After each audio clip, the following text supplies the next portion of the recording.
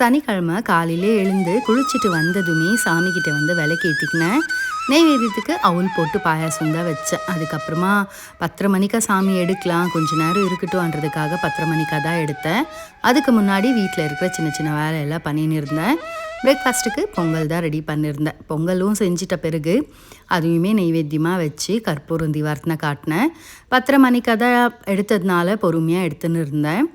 சாமிக்கிட்ட இருந்த பழம் மீதி எல்லாம் வச்சுருந்தேன் இல்லையா, எல்லாத்தையும் அது இடத்துல எடுத்து வச்சுட்டு சாமி சிலையை அப்படியே எடுத்து பூஜை ரூமில் வச்சுட்டேன். ஒரு அரை மணி நேரம் கழித்த பிறகு தான் சாமிக்கிட்ட இருந்தது எல்லாத்தையும் எடுத்தேன்.